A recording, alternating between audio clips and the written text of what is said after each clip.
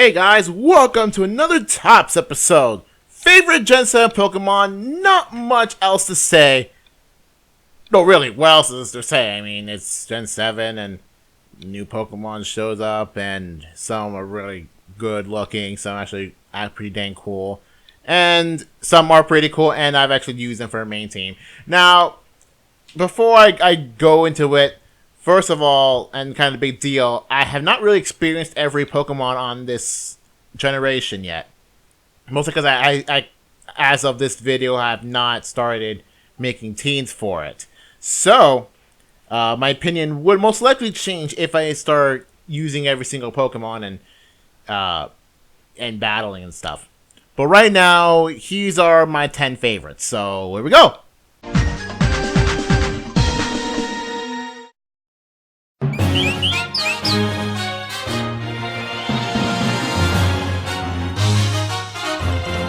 When it comes to Oricorio, now there's something that really got to be said with the whole 4 forms of Oricorio and how its moveset works. I think it's really stupid. I mean, it only learns normal and flying type moves by level up and doesn't really learn any other moves of any of their respective types. And the only real source of their other stab is through Revelation Dance, which, it just, Then again, it makes me wonder if Revelation Dance has happened to a different Pokemon, would that have automatic stab? I don't know. But, whatever. But however, within the Oricorio forms, my favorite is definitely Bile Style. Mostly because it just looks better.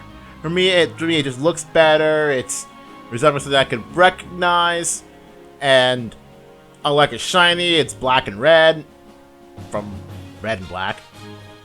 So I just like that, the general color scheme throw designs of Oricorio Bile Style, not Bile Form, because they call styles now. Now, before I go on to number 9, I was gonna put the next top to my least favorite Gen 7 Pokemon until I realized that I don't really have a least favorite. Well, unless you're Oricorio Pom Pom style, I just don't like. It doesn't look like a bird to me. Because like the Oricorio is supposed to look like a bird, right? The Pom Pom stuff doesn't look like a bird, it just looks like a mess to me. So I would say that is my least favorite Pokemon out of the new Gen 7 Pokemon. Other than that, I in general really like all of the different designs of Gen 7 Pokemon. Maybe don't like Trumpeak's design that well, but it doesn't really matter. I just don't like Oricorio Pom Pom style. But Oricorio Bile Style, definitely among my favorite Pokemon of the new gen.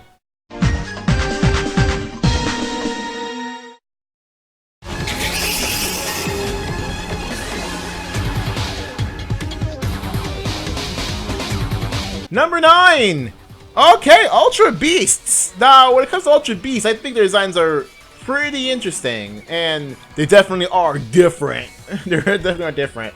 It's like something you never expect, really. You got a really buff mosquito, you got a cockroach woman, you got this weird steel tower made of bamboo, you got the edgelord of Guzzlord. Sorry, the edgelord Guzzlord, because its teeth are sharp and therefore technically could be considered edges. But whatever. Got Guzzlord, with the Guzzlord the edgelord, but it's not edgelord, it's Gladian. And then you got stuff like Circuitry, which is like weird dancing around lightning stuff. And of course Nihilego, who couldn't forget the story with that. But the target of this particular thing is Kartana, which is a little paper thin, tiny, little samurai thing. It's like at the same time that you wouldn't think that's a Pokemon. You'd think that just someone folded it up and just leave it up in the air and just let it floating there. I mean, who would have suspected the thing has 181 attack? Jeez! How does this little thing be so sharp? The thing that has Pokemon's entry of it cutting down a steel tower in one slice. Jeez, now I'm imagining just one little 1 foot tall paper thing just cutting down like one of those Celesteela bamboo blaster things Just like, and then just cut it down to size. And the thing is, I believe it's Pokemon Sun, where it's exclusive to, you can get 4 of them. So imagine having 4 of those guys in the group and then just cutting things down like crazy. These things are dangerous. I mean, like, yeah, all of them are dangerous to some extent, but it just comes in, done. Everything's cut. Jeez, it makes me wondering, like, I don't want to go near that thing, but it's so small and just so light and just like comes in like a shuriken. So to imagine like you carrying one of these guys like a shuriken and having the ninja style to throw a katana at someone, instant death. I'm sorry, but it's just the idea of a literal massive paper cut. That's insane. By the way, its type is weird grass steel. I mean, I think grass makes sense because papers are kind of made of trees and steel because sword. Speaking of swords, did we mention that Kartana's name is based on katana, which is a type of sword, and you know who loves swords? This guy. Enough said.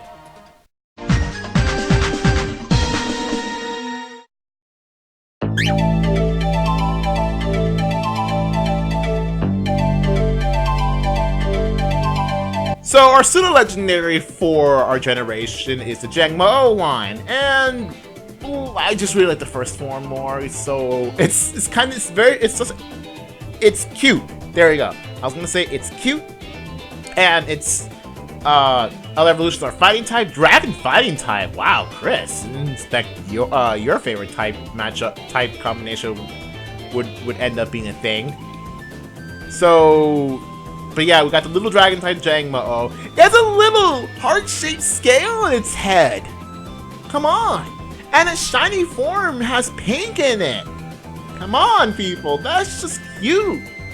Like, I want to have like a little Jangmo-O just sitting around next to me, just being cute. I mean, yeah, like there are a lot cuter Pokemon in Jangmo-O, but it's just a little adorable thing. I just want to see one in real life. Really, I just find it adorable. And it's our pseudo-legendary too. I mean, granted, it's not my favorite pseudo-legendary first form. That goes to Gumi. Definitely not my favorite of the second forms. That goes to Dragonair. And the final forms, I go with Salamence. Yeah, I think Salamence. It's my favorite of the final forms of Legends. Unless I actually change my mind. But yeah, Jangmo-O for it's just very adorable. I love it. I love it.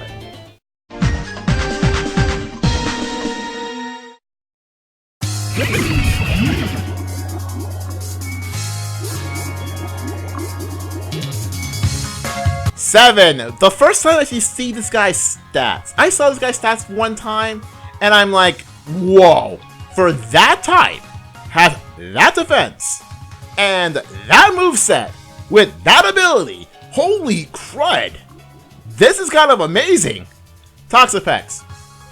Okay, first of all, like I barely even noticed until a bit later that its face is just a really tiny face, just hidden within the giant like sturdy shield like. What do you call those? Arms? Legs? What do you call those? Tentacles? I don't know. But Poison Water type, good defensive type overall. Massive defensive stats. Okay. Pretty dang nice move pool for a defensive type. An ability that's like it's pretty much screw my attack stat. I can just handle everything myself. So we got a hyper defensive Pokemon with an ability that says screw its own attack stat. That's crazy. And also kind of crazy is that even though a special attack it's lower than its physical attack, its ability can better utilize for its Venoshock, and Venoshock itself could be better than its other moves. So that's kind of insane. Like the ways you can think of how to use a Toxapex. I have not used a Toxapex yet, and I would like to use Toxapex. However, I need to get everything going first. I mean, I have a few Pokemon ready to go. Just need to start like evolving stuff. But I've not done Marina yet because I want to get the right egg moves and stuff. So Toxapex, I want to use you. So whenever the first chance I get, I'm gonna use Toxapex. We'll see.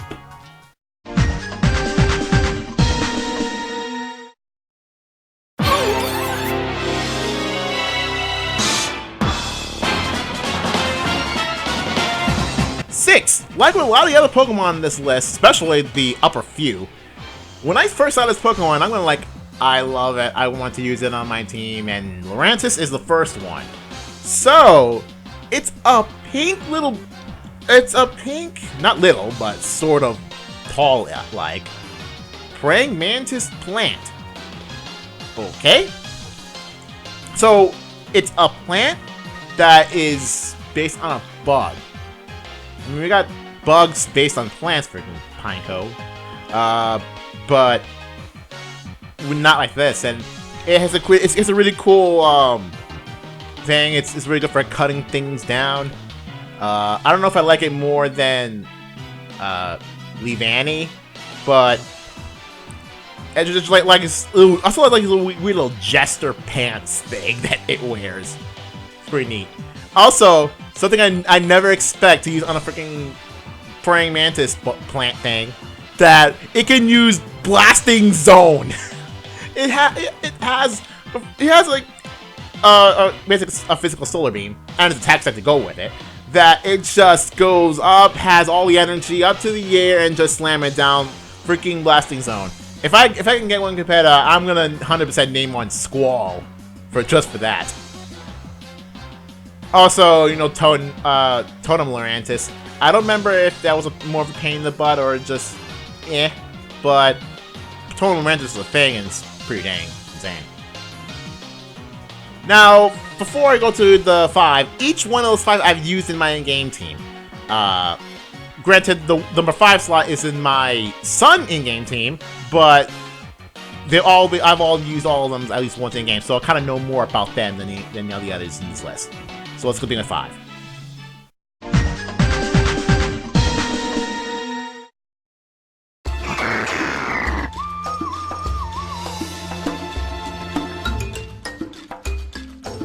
Passimian. Now, I saw Passimian in the Pokédex League, and I thought to myself, this guy has pretty good stats. I kind of want to try it out. And I've already knew I'm probably going to like Passimian, because first of all, it looks pretty cool. I mean, I like the design of it. And it carries around a melon just to whack people with. That's kind of an interesting thing. And it's Pokédex entry saying that it just hangs around with all his buddies. I just find it really cool, like instant rugby team, instant soccer team. Just have a bunch of Passimian around and just watch them have the Passimian World Cup. That would be awesome.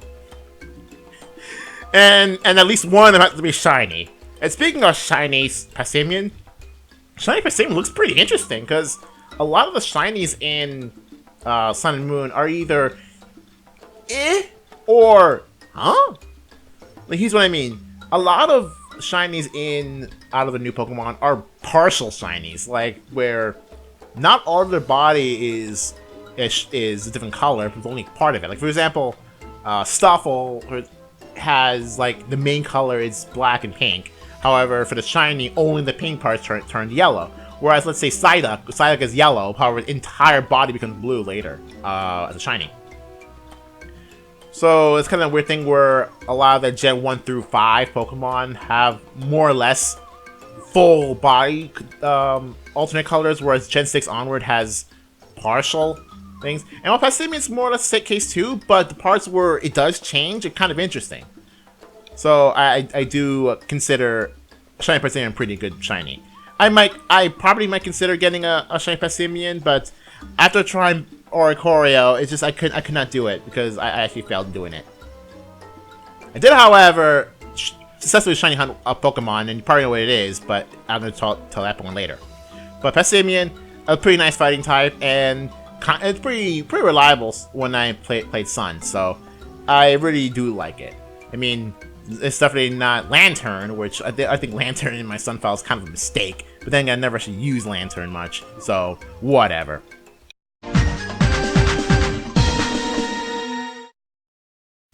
This is the part where I mentioned my starter. Now, for those who have seen, my starter is Poplio, and I've decided hard on Poplio due to my avatar cycle. But of course, the other 2 stars are actually pretty darn good. And I think it's been a while since I actually last liked all of the starters to some extent. Granted, wasn't a big fan of their their initial forms, unlike most people who are just like, oh wow, it's a here's a little round burb, and Litten's so cute and cool, same time little fire cat, and not people like Poplio, like straight Poplio, but for me, I'm not exactly a big fan of all 3 of the initial forms, but once their middle forms came up, I actually do like all 3 of them. They're all amazing. Even Torcat, it's amazing. But when it comes to final forms, yes, I do like them all, but really for me, there can only be one.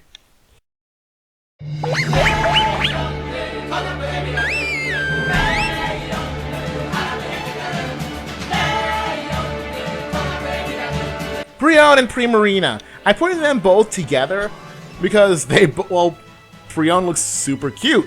And you know how I mean, and super cute stuff, and Primarina, well, it's my starter, so it's kind of by obligation that I really like Primarina. Granted, it's nowhere near my favorite starter, but when it comes to Primarina, it's like I had this thought in my head that, since not many people like Poplio and my avatar cycle went to Poplio, I was hoping to myself this entire time, ever since Poplio's introduction to the reveal of Primarina, please let the final evolution look good. Please let the final evolution look good. And holy crud, the final evolution looked amazing. And especially when Brionne came up, I was hoping the final evolution looked good. Primarina looks amazing. Look at that siren, mermaid, whatever, kelpie, whatever she looks like. She was amazing. Like, it looks really amazing. Water fairy type, really nice type. That's a pretty nice move to go with it. Her Z move is basically the Spirit Bomb. It's just all around. I really do love Primarina. Like, Primarina is pretty awesome. And it's really kind of amazing that I think I said this before, but when I started Moon, I went to the first starter. My starter probably was female one go. I did reset for gender because when I did for Pokemon X, I had to reset for gender to get a female Fennekin, and due to X and Y taking too long, well, granted, Sun and Moon took way longer, but since X and Y took a really long time to go from the last save point you can have to getting your starter, it took me a long time to get the female. However, for me, it only took one go. My first go to go from female. Done. And of course, I named her Sildra from Final Fantasy V. And I don't think she was my ace either. And to be honest, I was going to play him through Moon without using my starter at all. However, the thing is that I find the popular line so good. It's like I find them so good that I tried to get them off my roster for the longest time, but it just keeps coming back because it's really that good. So I just had to keep it on my team for as long as I can. Also, granted, it's not my highest level Pokemon, that goes in Madness Zone, but Primarina really has a really good standout in my team, is a really good anchor to my team. So to that, Primarina, good job.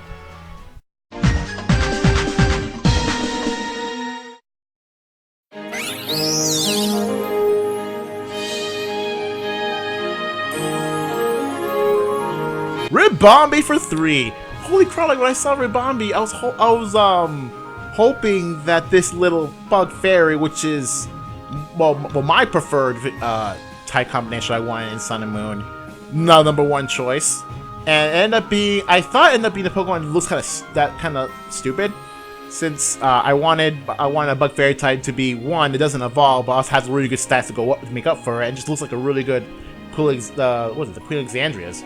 And it instead went through this little bee thing. But lo and behold, this little bee thing ended up being really good. So that took all my worries out of the window. Ribombee, awesome. It's helped be my speed demon of the team, despite having other speed demons on my team, but the speed demon goes a little bug. And I did not regret any of it, catching that cue to fly right off the bat and just go for it. So Ribombee, awesome. And also, I've heard that Ribombee is really good in doubles, which I expected as such because it can learn move called Speed Swap, also having really dang high speed. So I would assume right off the bat that Ribombee will be really good doubles based on its moveset. And I've heard it actually was pretty good in doubles, so hopefully by the time I get my good Ribombee that I could use it on doubles. And hopefully I don't suck so much in doubles. I suck in doubles, all things considered. But let's see if Ribombee can get rid of it. So Ribombee, totally worth it. So a good member of my team. Even though it was useless in the Elite Four because I didn't use it at all in the Elite Four and Champion. It was crazy. It served no purpose. I could have had that spot empty and it wouldn't matter. I was surprised because the rest of my party was actually held its ground very well in the Elite Four and Champion. But Ribombee did squat. That was actually kind of interesting. But at least Ribombee really helped me out on other aspects of my journey through Alola.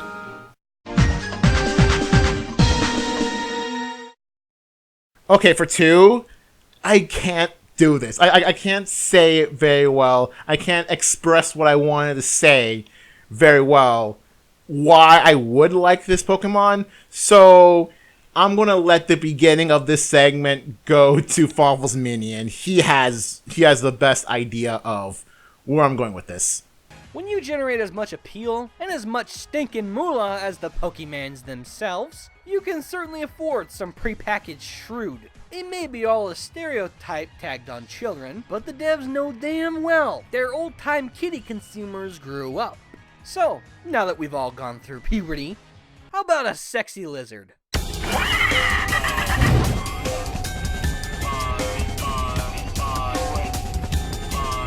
Salazzle! My second favorite Pokemon of Gen 7, and this and the first slot actually will end up being on my top 10 favorite Pokemon.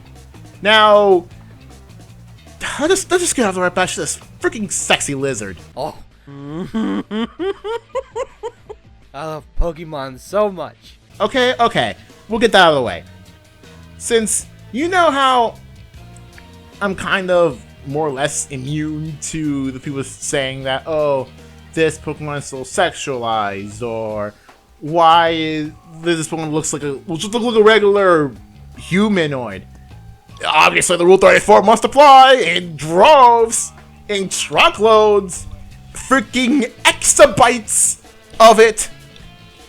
Because of course, and you know my favorite Pokemon is Gardevoir, which is probably the most Rule 34 Pokemon. And I guess my 11th favorite Pokemon before Sun and Moon was Lopunny, so obviously. But freaking Salazzle, just right off the bat, is like this for me. I know it's weird, but just hear me out on this. It's low-key tradition for the series to occasionally throw in some zest, but I didn't expect the subtlety to learn. Salazzle is built for this. Like, if you know the I guess the announcement of Salazzle, the whole freaking bio about it on the Pokemon website mentions that she creates a freaking reverse harem. Well, they did write their fanfic, and I need a copy now. Reverse harem. Yeah. I'm sorry, but last time I checked, I don't think Nintendo's the kind of company that would use the term reverse harem or harem in general for something like their kid-friendly games. That is weird. And yet Salazzle is built for this. Like, more than the more humanoid-looking Pokemon, you got a little lizard chick. Okay, we'll get that. Okay, so that's out of the way. Okay, it's out of the way. And no, intentionally distracting hips aren't the only things Babezilla's toting around. She's really good in battle. Like, not only is she good in looks, but she also hits hard too. She's like the definition of a glass cannon special sweeper. Like, she hits really hard and really fast. It's like, you get her sludge bombs, her flamethrowers, fire blasts, dragon pulses. And Fire Dragon is a really good type combo, which would I guess is only resisted by Heatran. I think that's it, or am I missing something? I probably am. But and guess what with Heatran? And yeah, she can't poison Heatran neither, so it's kind of a dumb check. But at least she can poison Heatran due to her ability to poison freaking anything. She will intoxicate you. She intoxicates your heart, and she's a freaking hottie. Freaking the type combinations make sense on her. Okay, okay. Okay, I'm done gushing about her. Let's talk about that shiny. Okay.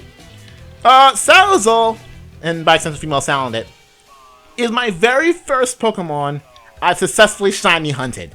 Like, you would think they have quite a lot of shinies, but no, they're just like hacked or they're altered to become shiny. But no, this one I 100% complete legit. I actually did it. I pulled the effort for shiny hunted for.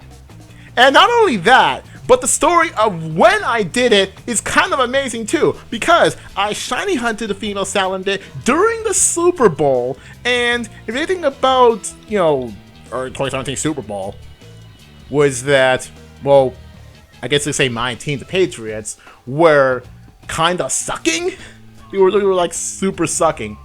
And I was in a group, like a group of 20 something, all rooting for the Patriots. And our team was sucking really hard.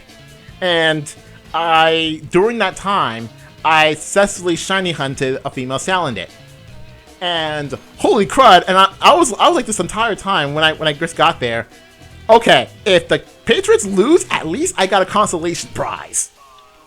But not only did this consolation prize was successfully caught, granted, but then again, it's a really bad nature for Salandit. The Patriots won it, like after, and I'm like, okay, that's one of the best things I've ever seen. I mean, I got a group of 20 screaming their butts off for a comeback win of the century, and I successfully shiny hunted the hardest shiny hunt Pokemon. So that's a win-win situation, if I say so myself. So let's talk about that shiny a bit more. It's white. Okay? Now, okay, no, not white as in the race white, but like political correctness aside, the skin color is mostly white, and I'm a big fan of the color white, because, you know, color snow and that sort of thing. So when you got a hottie, he's also more or less colored white, so that kind of means, yep, right there, my favorites, right there. Granted, Salazzle's not my favorite Pokemon, because my favorite Pokemon out of the new Sun Moon Pokemon are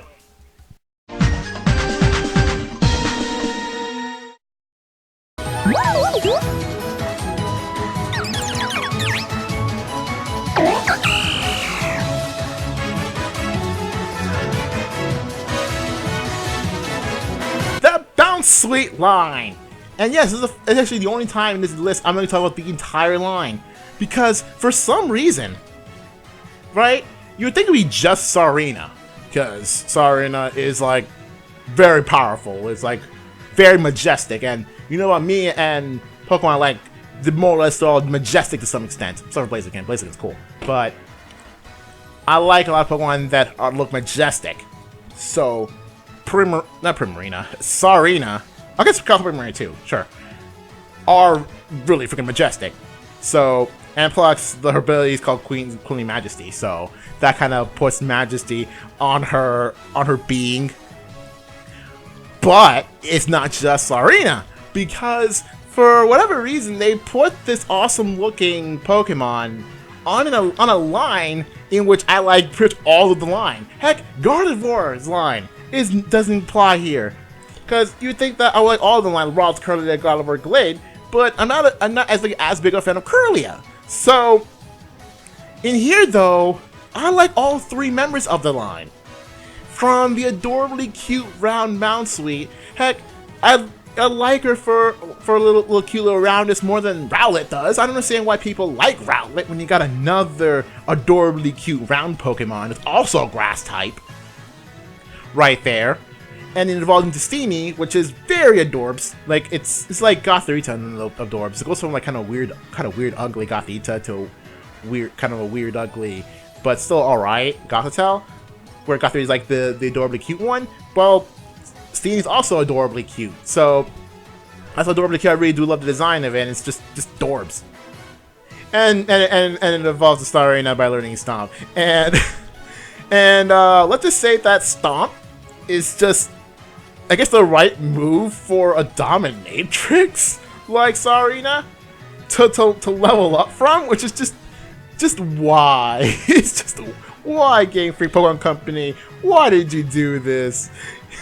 It's just, they know that their fan base has grown up more or less, so they decided to put Salazzle in there, and sorry, and it was like a freaking dominatrix. And then you got like stuff like Toxapex, where Pokedex entries talk about how it loves to eat Corsola and how it just spits all over it walks, and doesn't help the Pokedex entries themselves are all like much darker than usual.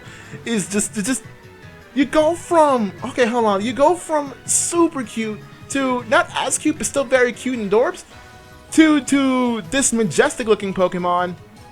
It's just the entire line for me is my favorite Pokemon out of the Sun and Moon Mons. So that's all for my favorite Gen 7 Pokemon. I don't know what I'm going to do for Top 121. I'll think of something when I get there, because 122 is probably the thing I'm going to focus a lot more. So don't expect 121 to be this incredible. But if it is, it's good. But 122 is going to be like big project. You'll know when I get there. See ya guys later.